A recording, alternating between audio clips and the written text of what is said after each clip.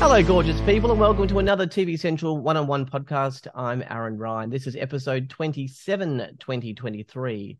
With three people going home last night, there had to be a real shocker, and there was none more shocking than Amali Dimond, a real superstar. Amali, thank you for joining me at TV Central. Thank you so much for having me. Well, thank you for being here. First up, congratulations on how far you got in the competition, and the absolute joy that beams from you and from your heart. I mean, that should be sold in bottles. I would absolutely buy that. Was it specifically this experience that had all this joy for you, or is this Amali generally like just a really happy person?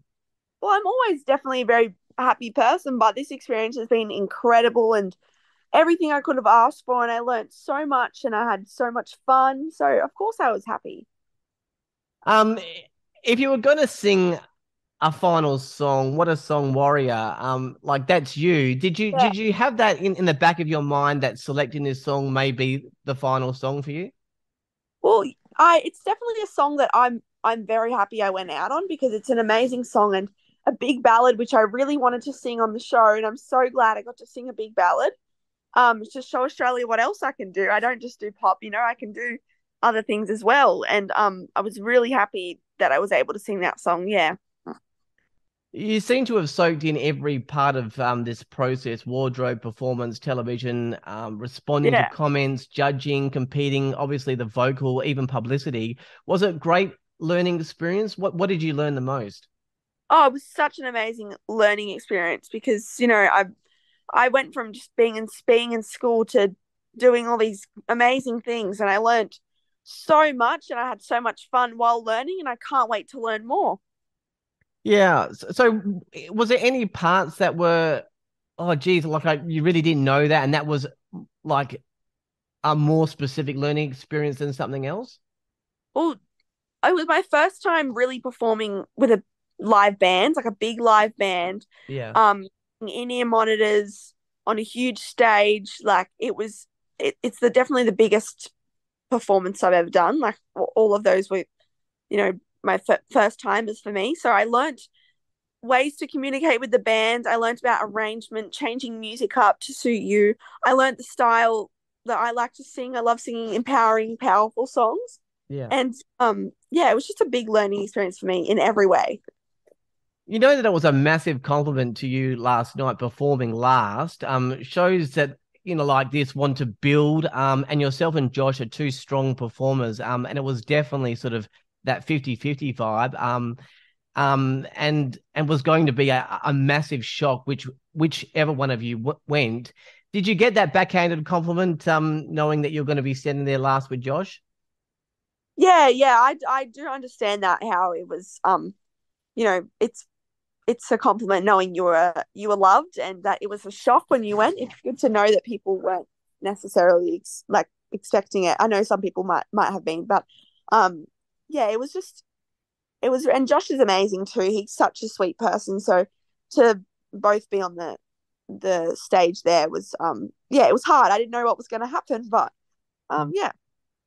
Well, also a lot of is made of age on the show, especially the performances that have 15 or 16. I get it on one hand because it's amazing being so talented at a young age, but talented young people is not a new thing. Childhood actors, young Yeah. singers. Obviously, JB was 15.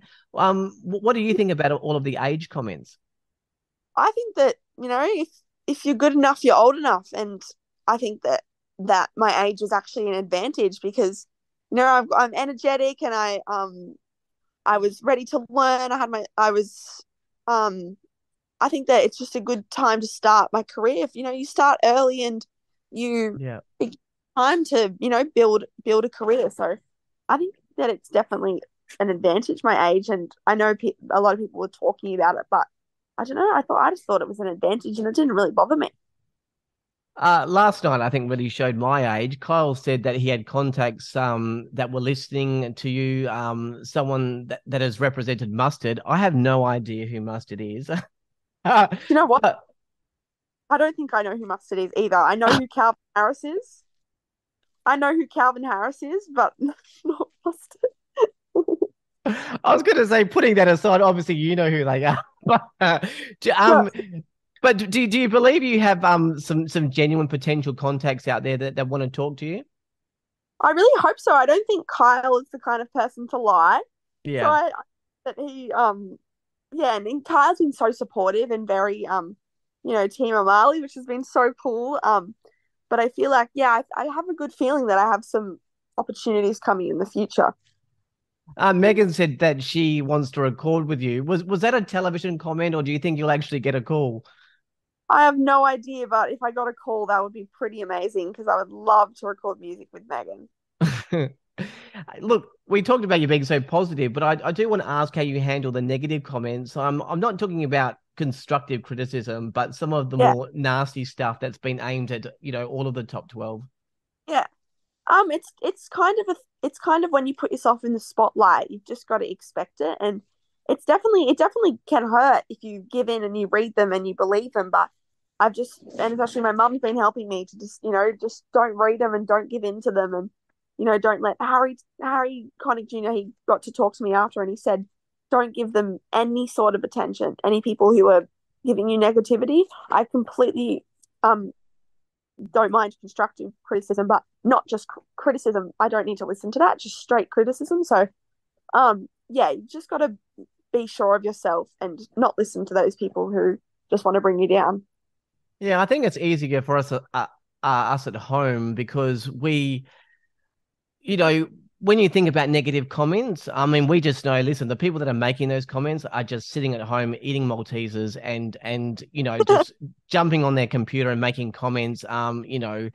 They're not out there giving it a go. But I Yeah, suppose it's different. I mean, you know that, but when the comments are actually leveled at you, I suppose it's a little bit different, isn't it?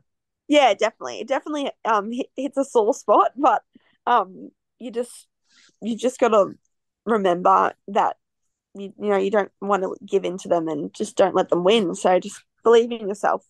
Yeah. So what's Amali all about in terms of future music releases? What sort of sound can we expect? Oh, I'd love to release some. I love powerful songs, songs that are uplifting, songs like Warrior. I love I love pop. I love R&B. I love all that kind of pop R&B. Powerful. I don't know, just a bunch.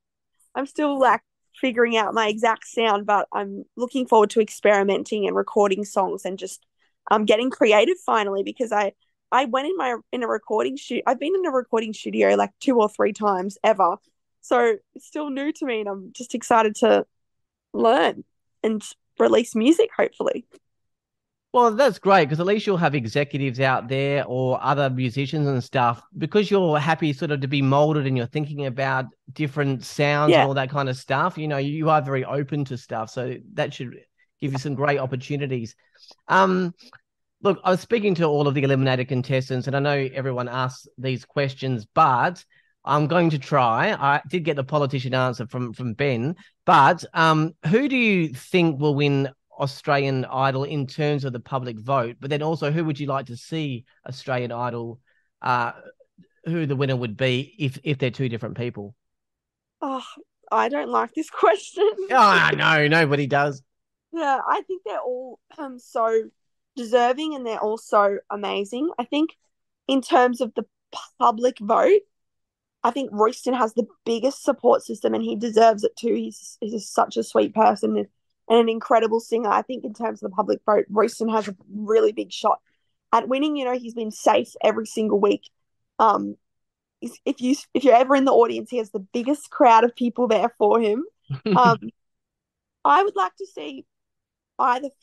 I want to see them all win, but I think Phoebe and Josh are incredible and they're awesome artists and people and they're they're all just so deserving. So it's hard to answer, but yeah.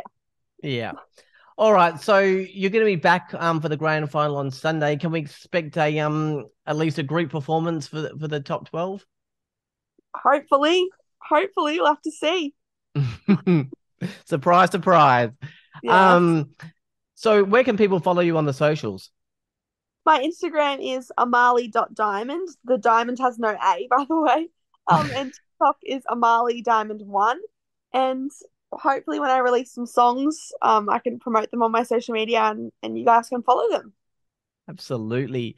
You have all the elements to become not only great talent, but a real mentor as well for young girls. So positive, engaging, and following your dreams. So well done, and thank you for joining me at TV Central.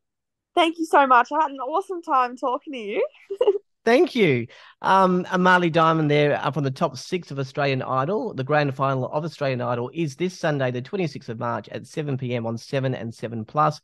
TV Central will be chatting to all of the top 12 contestants, so more to come. That's it for this episode. For all the latest news, podcasts, streaming info, guides and ratings, head to tvcentral.com.au. Until next time, I'm Aaron Ryan. Thanks to Amali Dimond. Bye for now.